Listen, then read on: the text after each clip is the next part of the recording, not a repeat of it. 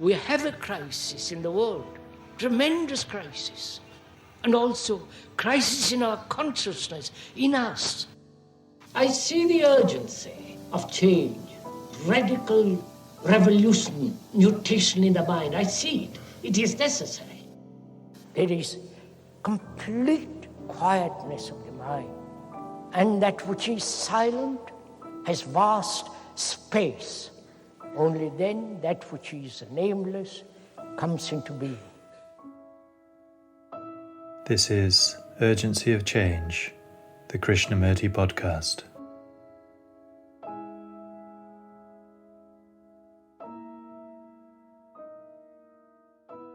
Hello and welcome to episode 54 of Urgency of Change. This episode is the fourth in the new season of the Krishnamurti podcast. Each weekly episode is based on a major theme of Krishnamurti's teachings, such as self-knowledge, authority, beauty, and meditation. Extracts from our extensive archives have been carefully selected to represent Krishnamurti's different approaches to each of these universal and timelessly relevant themes. This week's theme is confusion. Upcoming themes are time, freedom, and change. This podcast is brought to you by Krishnamurti Foundation Trust, based at Brockwood Park in the UK. For more information about activities and programs at Brockwood, such as the Krishnamurti Retreat Centre, Brockwood Park School, and more about the Foundation, please visit our website at kfoundation.org. You can also find our daily quotes and videos on Instagram and Facebook at Krishnamurti Foundation Trust. This week's podcast has two sections. This first, longer extract is from Krishnamurti's third talk in New York, 1966, titled, Action Born of Confusion Leads to More Confusion.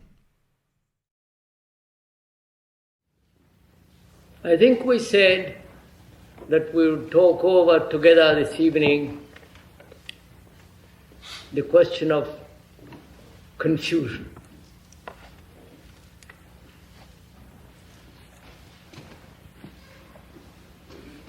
Before we go into that, I think we should understand what we mean by freedom, and if there is such thing as freedom. And also, what we mean by choice.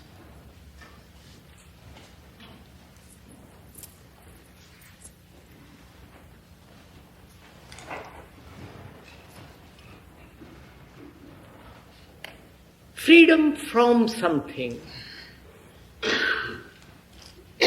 which is really a reaction, is not freedom at all.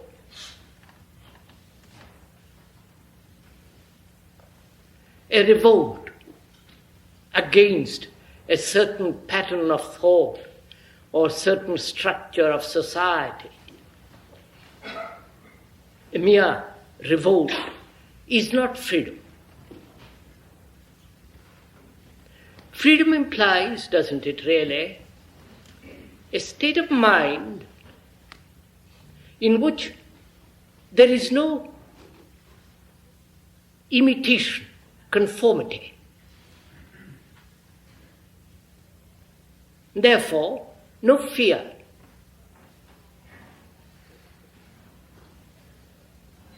One can revolt and yet conform, as is happening in the world now. And this revolt is generally called freedom.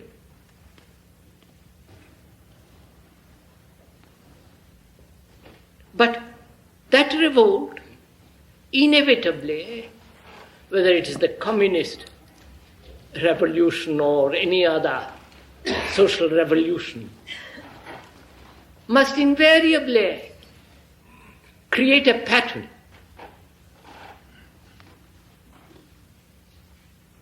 Maybe a different social order, but it's still a pattern of conformity. And when we are talking about freedom, surely we mean a state in which there is no conformity at all.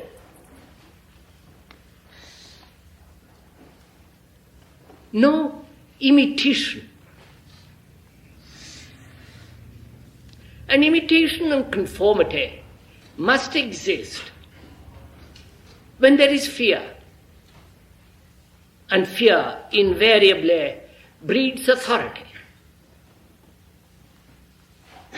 The authority of an experience of another, or the authority of a new drug, or the authority of one's own experience, one's own pattern of thinking.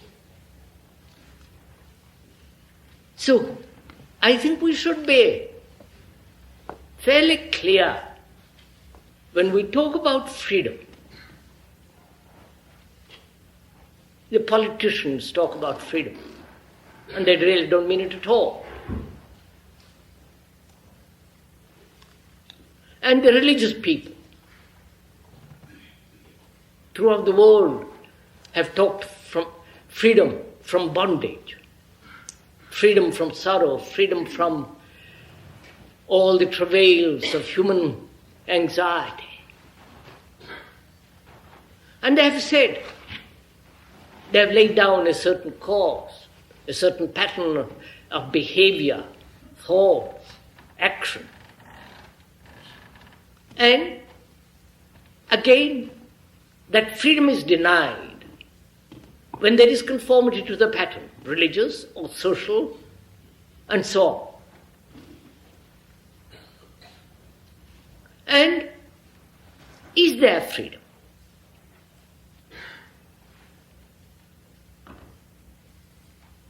Is there freedom when there is choice?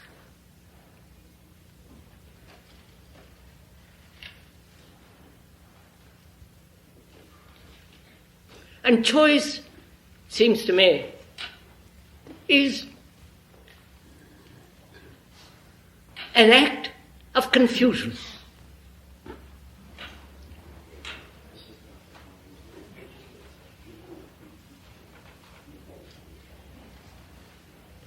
When I am bewildered, confused, uncertain, then I choose.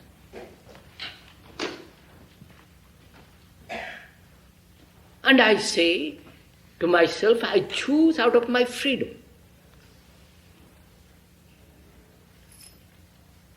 I'm free to choose. But choice, is it not the outcome of uncertainty?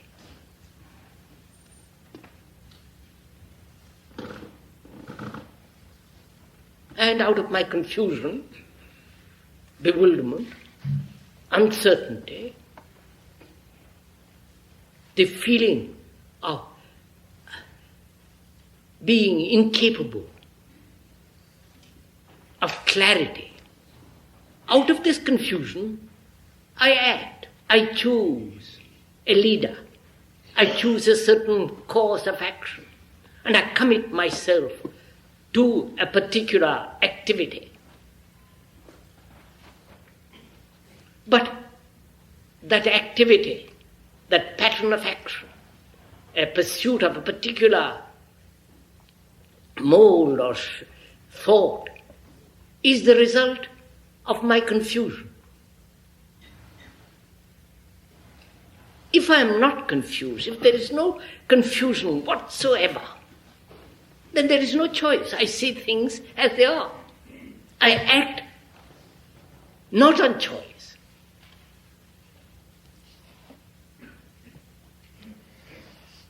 So it seems to me that a mind capable of choosing is really a very confused mind. Perhaps you may not agree to this, but please, if I may suggest, just listen to the very end of it. Neither agreeing nor disagreeing. As we said the other day, We are not doing any propaganda for any particular philosophy, for any particular course of action, or lay down certain principles. All those are the indications of the utter lack of freedom. And when one is confused, bewildered, as most people are, right through the world,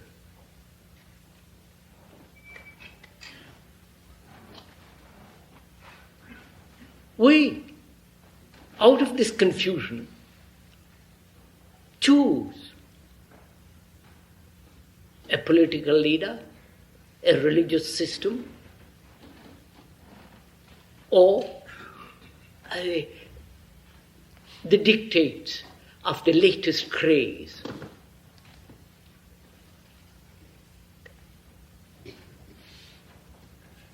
So, one has to go into this question of what is clarity. Whether the mind, which is so confused, uncertain,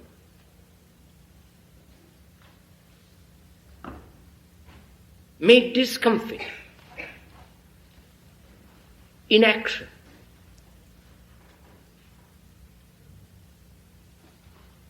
and thinking that is incapable of real clarity and therefore must choose.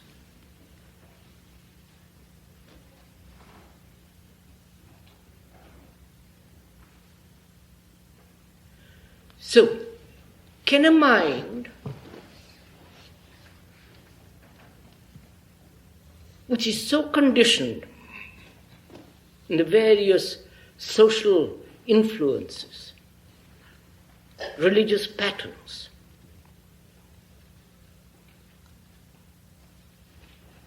by the propaganda that goes on incessantly to force you to think this way or that way, the innumerable political, religious leaders that exist in the world, the sects,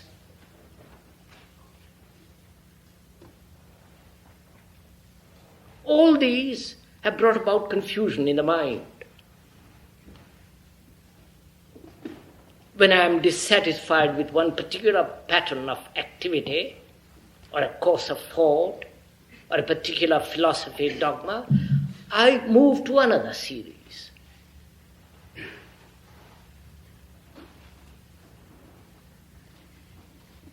And so I'm always held. I'm always committed. And we think that there will be clarity,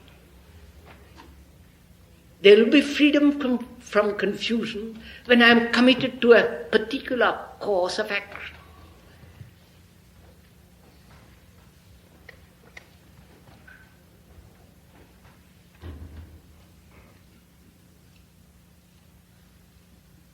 So it seems to me, a mind that is confused,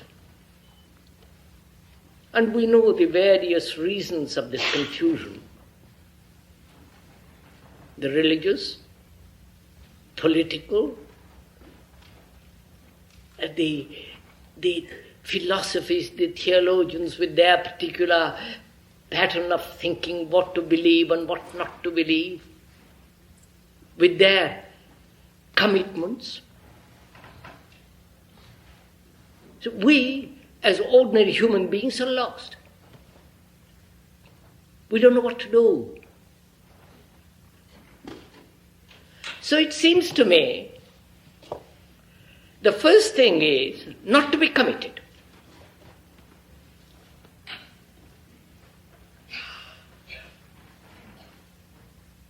To any organization, religious, political, sectarian, or to any latest drug, not to be committed. And that's very difficult. Because all the pressure around one says you must be committed.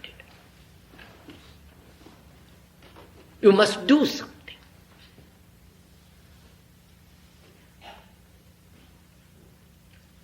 Do this or do that, take the latest drug, or go to this particular philosophy, or to that particular teacher, or all the rest of it.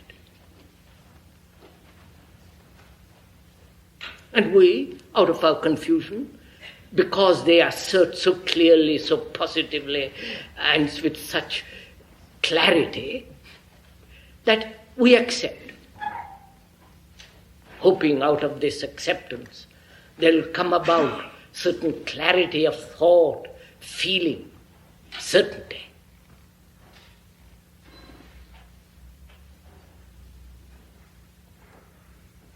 So can the mind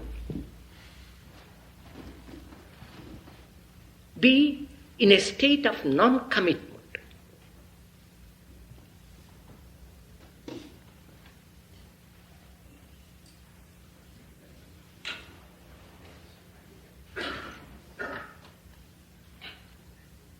Please, as we said the other day, a talk of this kind is only worthwhile if we can go beyond the word. Because the explanation and the word is not the thing. There can be 100 explanations for the reasons of confusion. But a mind that demands freedom from confusion is not satisfied with explanations, with words, or with any authority. So, if we can this evening find out for ourselves whether it is possible for a mind which realizes it is confused, realizes it is committed to a particular course of action, social or religious or all the rest of it, cease to be committed.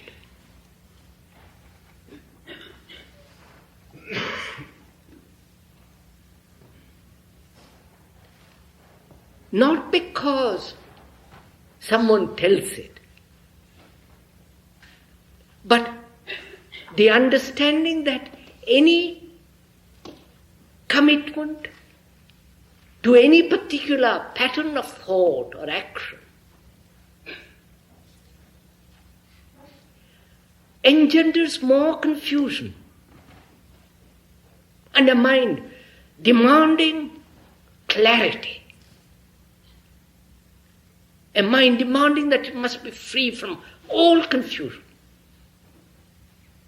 because it understands the necessity of it. And that very understanding frees the mind from commitment.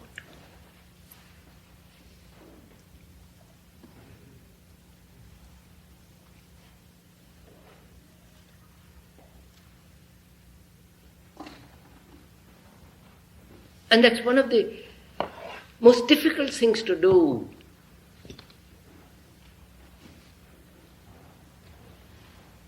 We are committed because we think that commitment will lead us to certain clarity, to certain facility of action, and so on and on and on. And if one is not committed, one feels lost.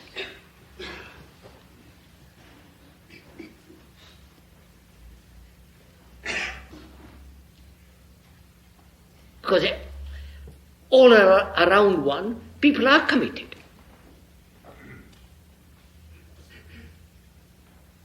You go to this group or to that group, to this teacher or to that teacher. You follow certain leader. Everyone is caught in this.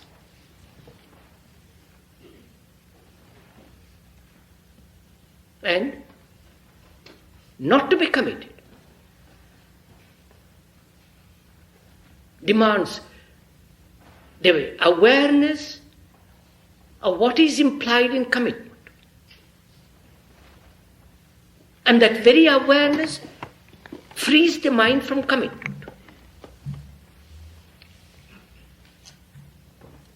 If I am aware, if one is aware of a danger, sees it very clearly, then you don't touch it. You don't go near it. But to see it clearly, is very difficult because the mind says, I must do, act. I can't wait.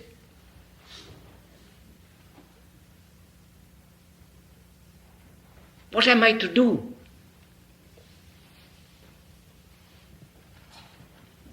Surely, a mind that's confused, uncertain, disturbed, must first realize that it's disturbed and also understand that any movement out of this disturbance only creates further disturbance.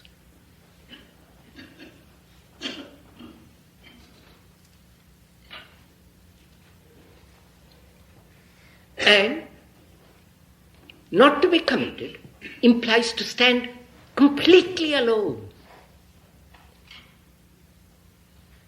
And that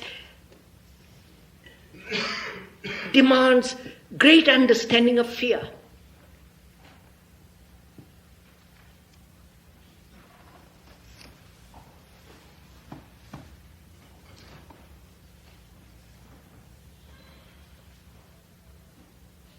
Because you can see what's happening in the world. Nobody wants to be alone.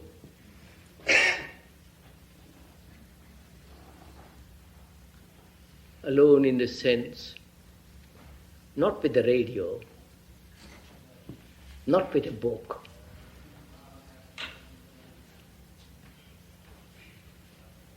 not sitting under a tree by yourself in a monastery with a different name or different label.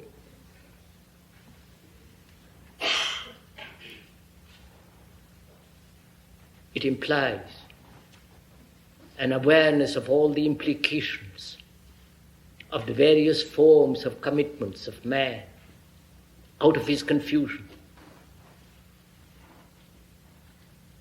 And because a mature human being demands freedom from confusion,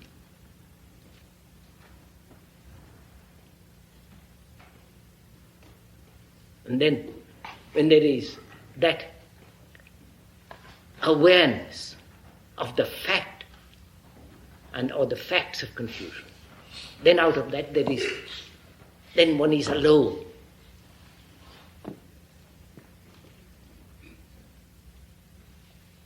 Then one is not really afraid.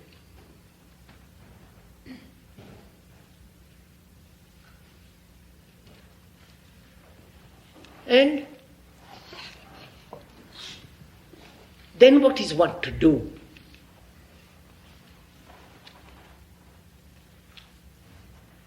One sees very clearly that any action born of confusion only leads to more confusion. That's very simple and very clear.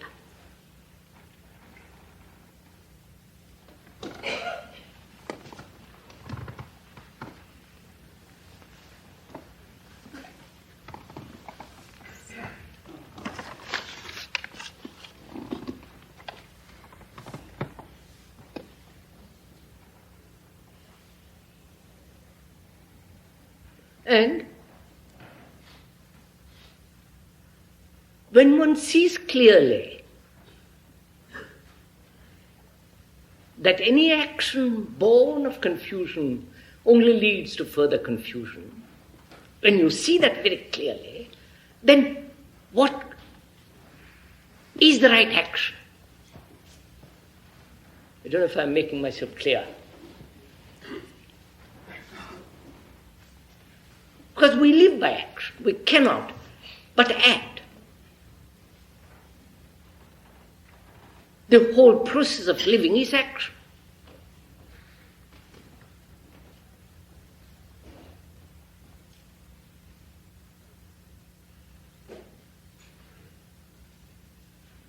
So one has to again go into this question of what is action.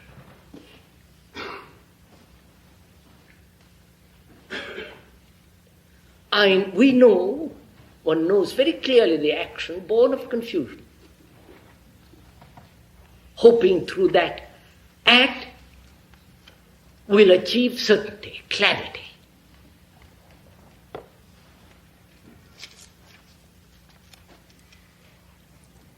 And if I see that, then being not committed to any course of thought, philosophy, or ideals, then what is action? This is a legitimate question after we have said all these things.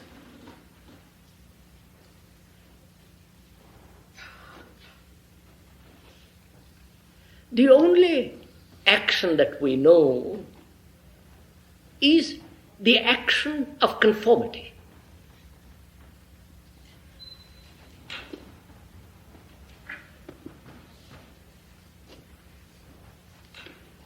I have had certain experiences, certain pleasures, certain knowledge, and that has set the course of my action.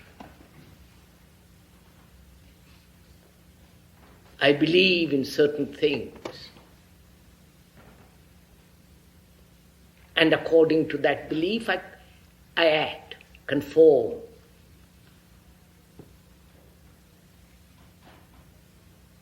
I've had certain pleasure.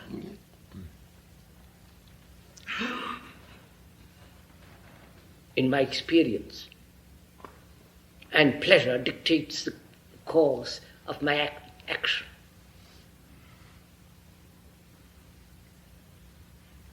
Sexual or non-sexual, ideological, and so on. So the most of our action, if one observes very closely, action being what? The doing.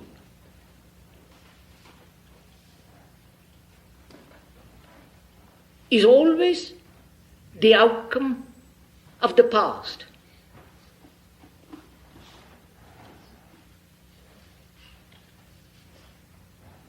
So action is never in the present. It's always the result of the past. Isn't it?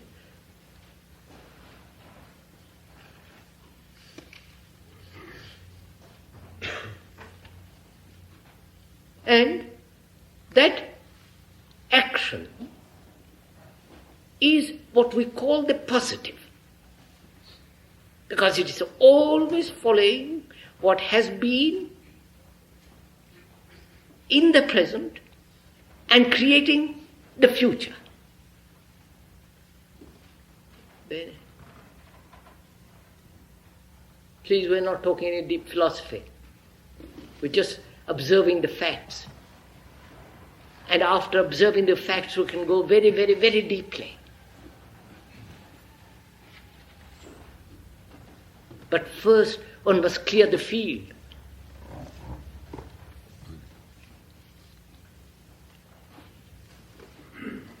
So, the word action implies an active present. Action is always action in the present. Not I have acted or I will act.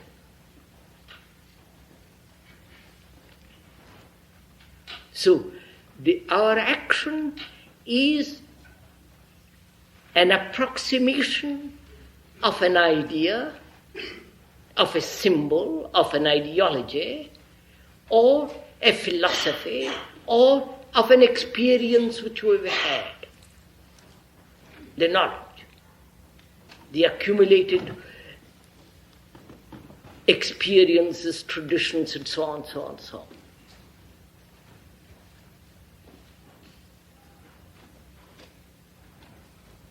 Now, is there an action which is not conforming?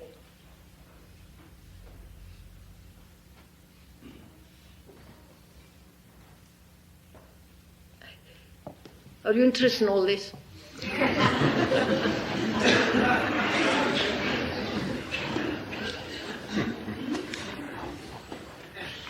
Because you see,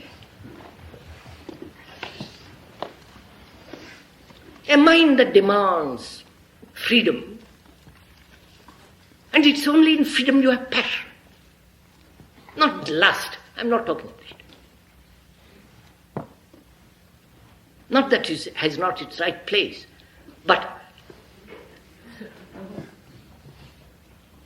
I'm talking of freedom in which there is intense energy and passion. Otherwise you can't act. Otherwise you're merely a repetitive mechanical machine. The machine set up by the society, by the particular culture in which one has grown, or by the religious organizational machine.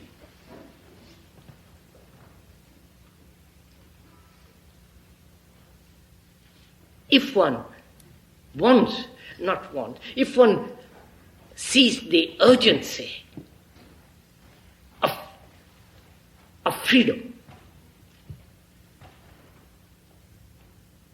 and in that freedom there is passion.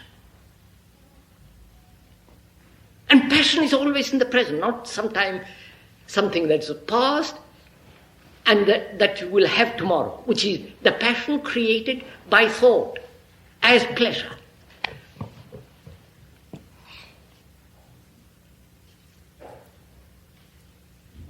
Surely there is a difference between the passion of pleasure and the passion which comes when there is complete freedom from confusion.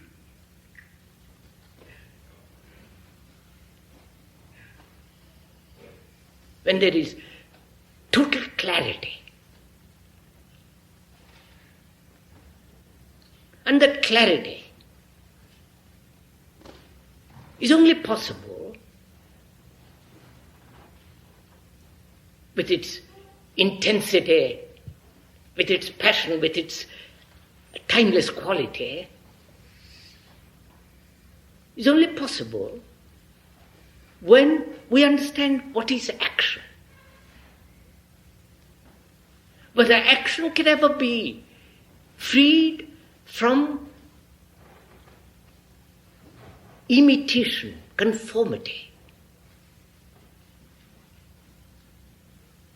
from the dictates of either of society or of our own fears or of our own inherent laziness. Because we like to repeat. Especially anything that gives us great pleasure. The sexual act and all the rest of it. And that becomes much more important when society becomes more and more superficial. Which is what is happening in the world. When progress is technological, outward, when prosperity is self-centered,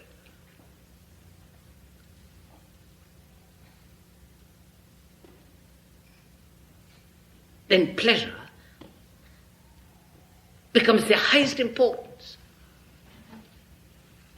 Whether it's the pleasure of sex, pleasure of a religious...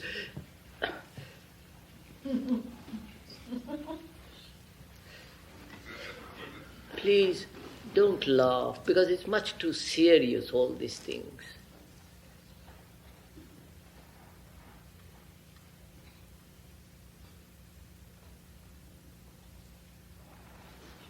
Because we are facing tremendous crisis in life.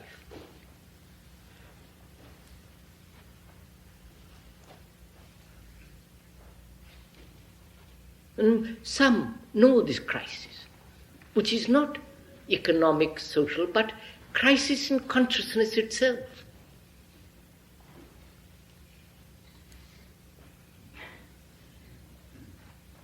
And to break through that, to answer to that crisis as a challenge, demands great seriousness.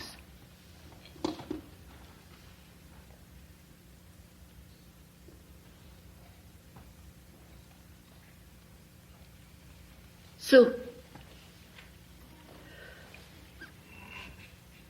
one has to go into this question of action.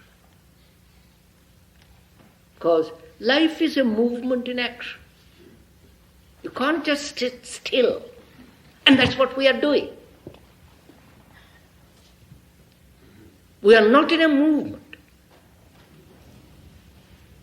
We are in the movement of what has been.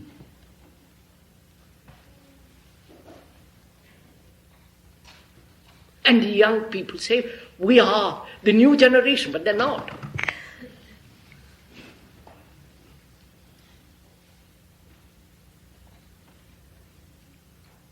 And to understand all this, one must go into this question of what is action in freedom? If there is such thing as freedom, first, whether the mind can be free from its conditioning.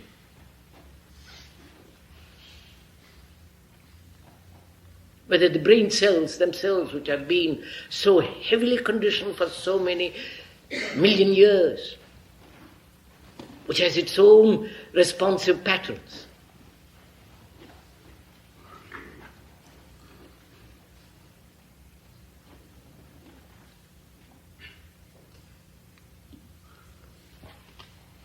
So what is action?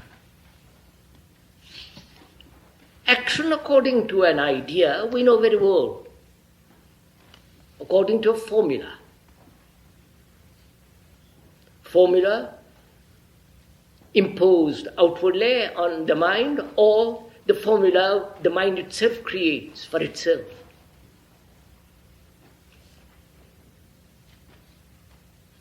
And according to that, act. The formula of knowledge, of experience, of tradition.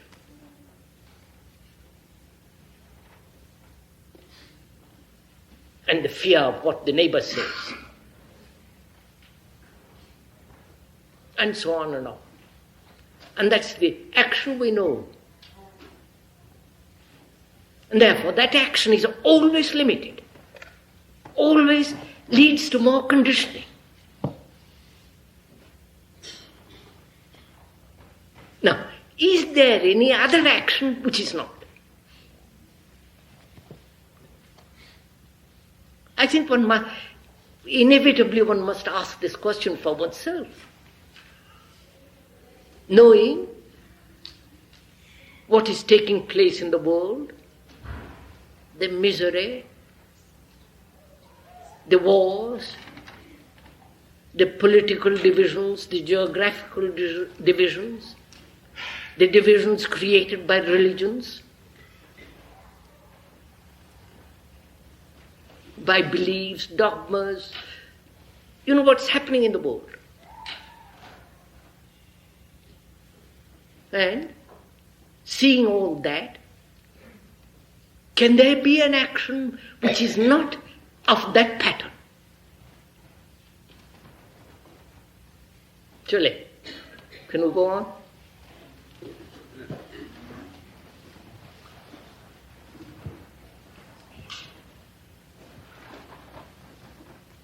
Please, as we said, to agree or to disagree has no meaning.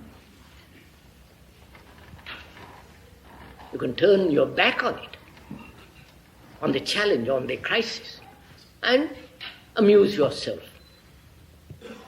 entertain yourself in different ways.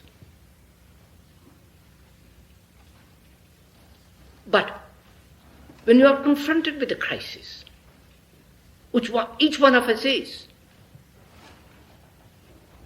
because we're totally responsible for the whole structure of human society.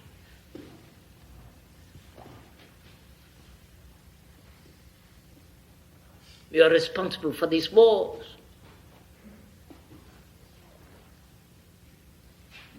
We are responsible for these national geographical divisions. We are responsible for the divisions of religion, with their dogmas, with their fears, with their superstitions. Because we have committed ourselves to these.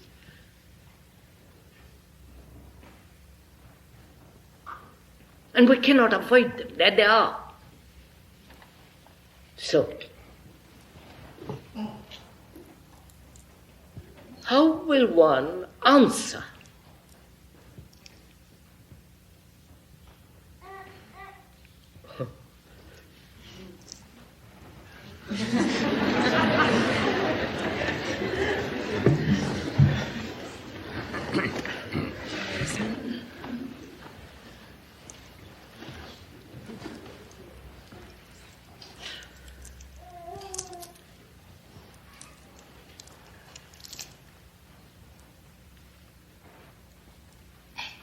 So is there any other action which is not creating its own bondage?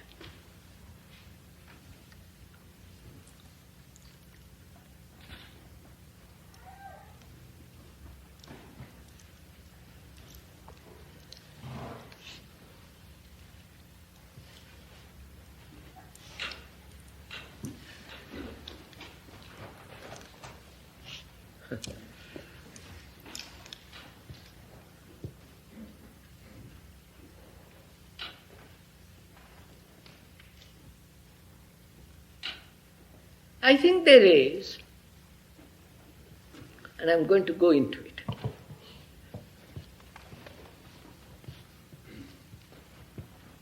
Please again, we are not accepting any authority. The speaker has no authority whatsoever.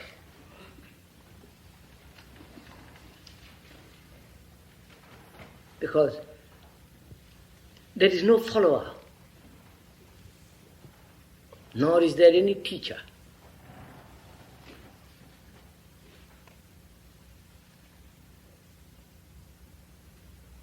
The follower destroys the teacher, and the teacher destroys the follower.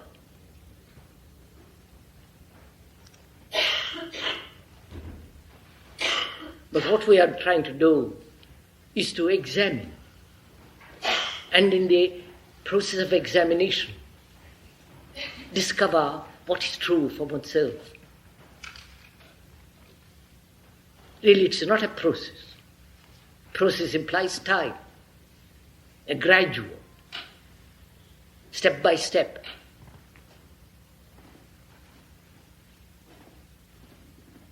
But there is no step by step. There is no gradual process of understanding. When you see something very clearly, you act. And clarity of perception does come about through gradual process and time.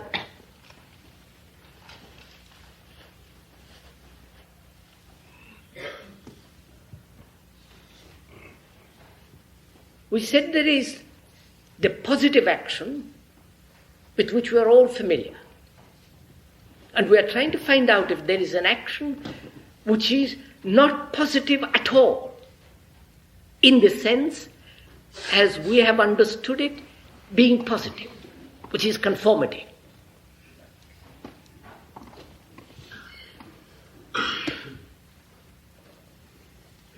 That is, to put it differently, one is confused.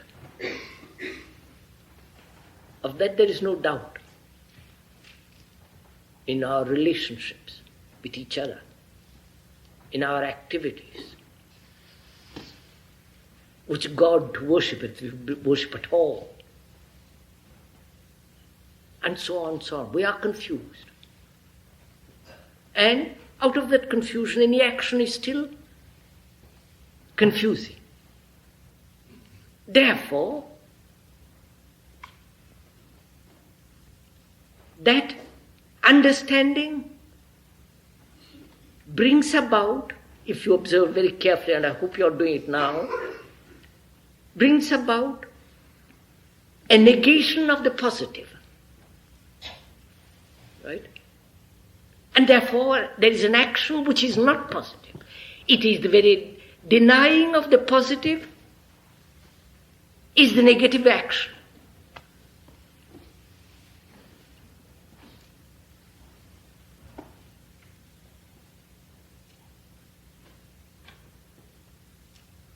So let me put it around differently.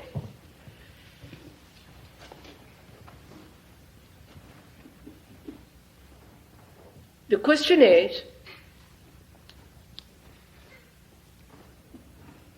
there an action? I'm not talking about spontaneous action. There is no such thing as spontaneous action. Except perhaps when you see some dangerous thing, or when a child is drowning and so on. We're not facing that every day.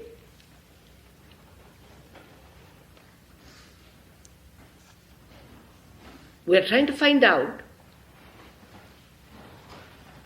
an action which is not based on a mechanical process. And one must find it. Otherwise, one is a mere machine, which most human beings are. The daily routine of going to the office for the next 40 years. The repetitive action of pleasure. And so on and so on. Now, we're trying to find out if there is an action which is not at all conforming. And to find out, the positive action must come to an end. Should it?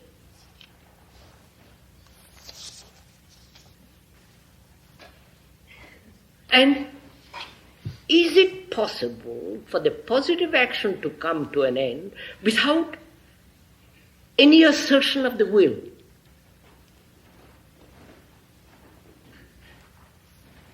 If there is any assertion of the will, decision that all positive action must come to an end, that decision will create the new pattern,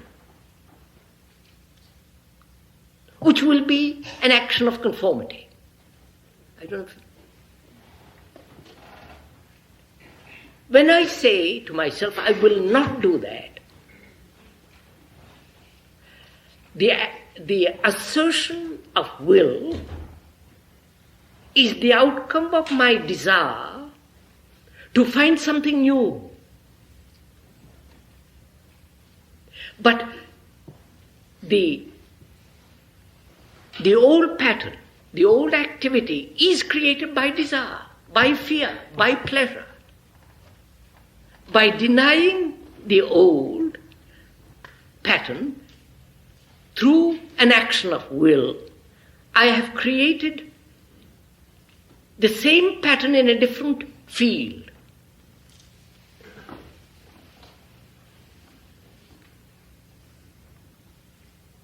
Is this fairly clear? No, please. Not verbally clear. Explanation is never the thing. The word is not the real. The symbol is never the real. What is real is to see this thing very clearly, and when you see it, then the positive action comes to an end.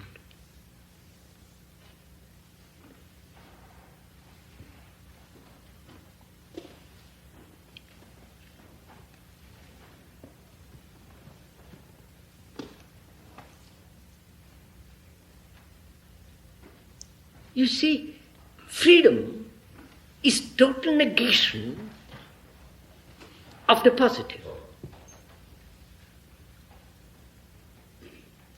But that the positive is not the opposite of the negative, but is something entirely different, at a different dimension altogether.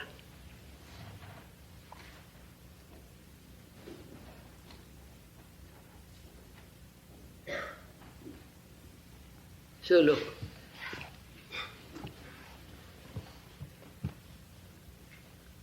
death is the ultimate negation of life, isn't it? Ending. And the ending we resist through positive assertion of the known. Right? My family, my house, my character, my this and all the rest of it. We're not going to the question of death now. Then we'll have to do it another evening then. Immense question. And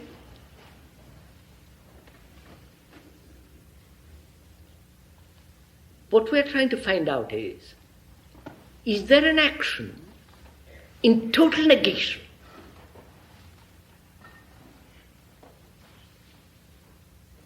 Because we have to negate it totally. All the structure of fear, all the structure that demands security, certainty. Because there is no certainty. There's no certainty in Vietnam.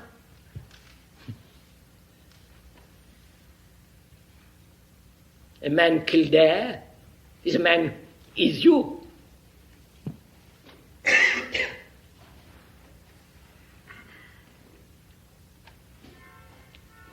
So can we, in the very denying of the total positive fragmentary approach to life, denying that totally, not through any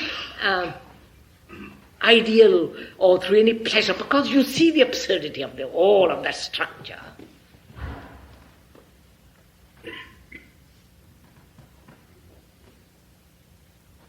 Not belonging to any nation, to any group, to any society, to any philosophy, to any activity, not completely denying all that.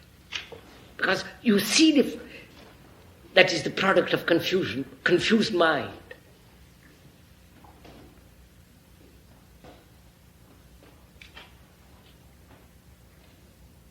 Then in the very denial is the action which is not conforming. Therefore, that is freedom.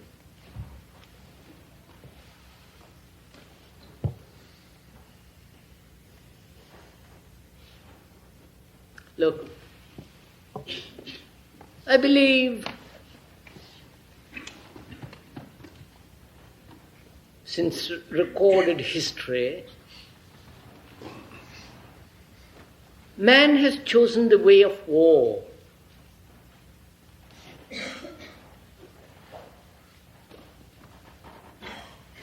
$14,500 or more, 15,000 wars, 2.5 wars every year.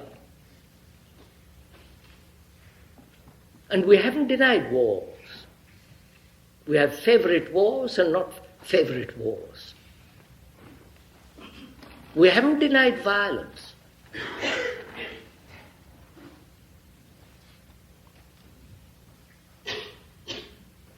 Which indicates man does not want peace. Peace is something not between two wars or the peace of a politician. Peace is something entirely different. Peace comes when there is freedom from the positive. I hope you understand the word when we use the word positive. And when you deny totally war, or totally the division of the religious absurdities, because you understand the whole nature of it, the structure of it, not because you don't like this or that. It's nothing to do with like or dislike. Then in the very denial of that is the negation, and out of the negation there is an action which is never conforming.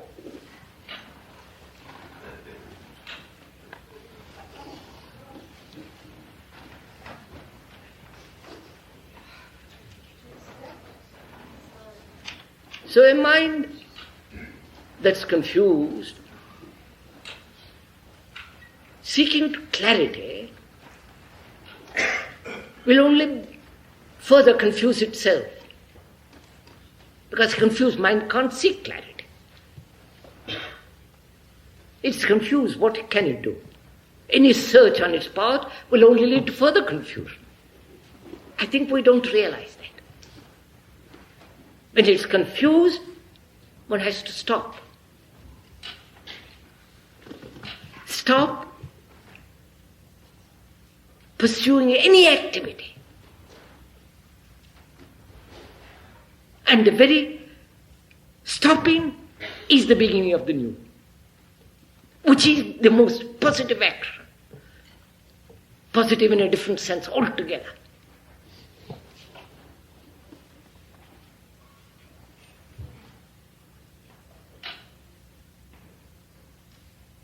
And all this implies, does it not, that there must be profound self-knowing.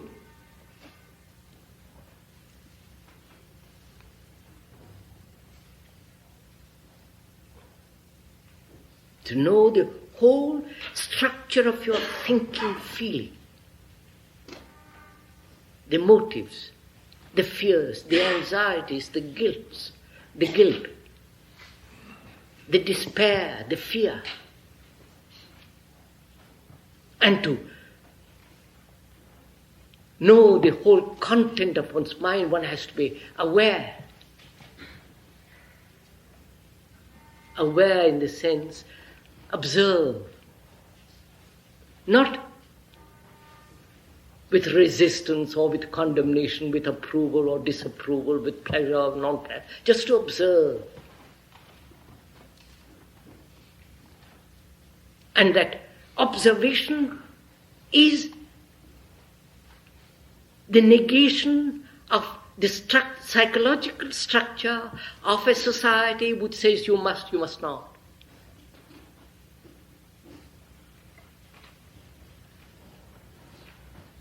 Therefore, self-knowledge is the beginning of wisdom.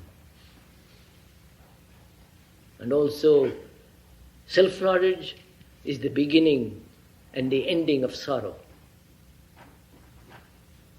And the self-knowing is not to be bought in a book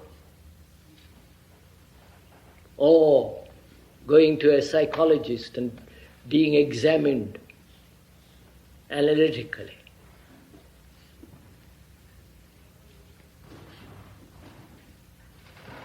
Self-knowledge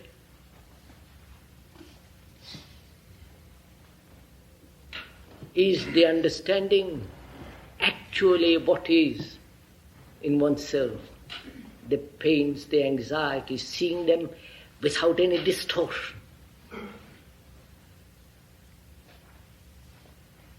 Then out of this awareness, clarity comes into being. Right?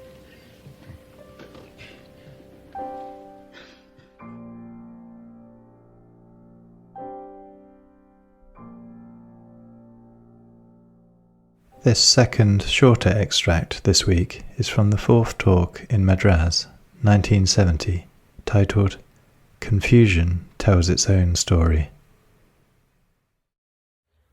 As one knows very well, if you have at all observed your own life,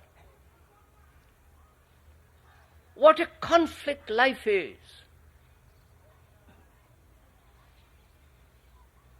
How much sorrow there is. How much fear, anxiety, sense of immense uncertainty.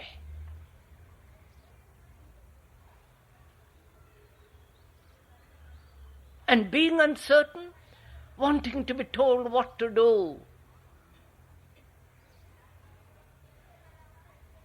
Either from a book or from another.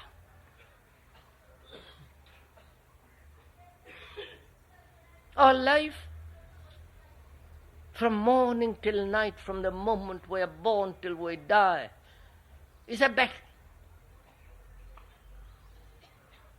A series of resistances.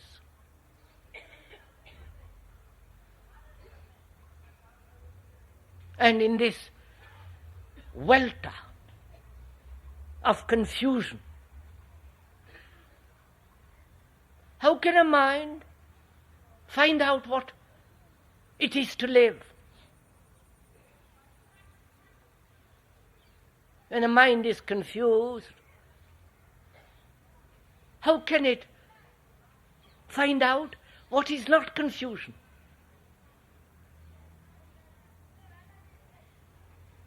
So the first thing is to observe the confusion, not try to get out of it.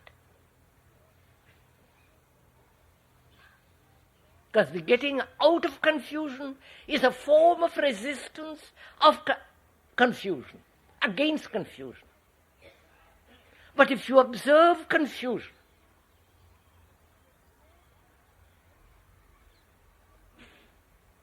then it will tell you the story.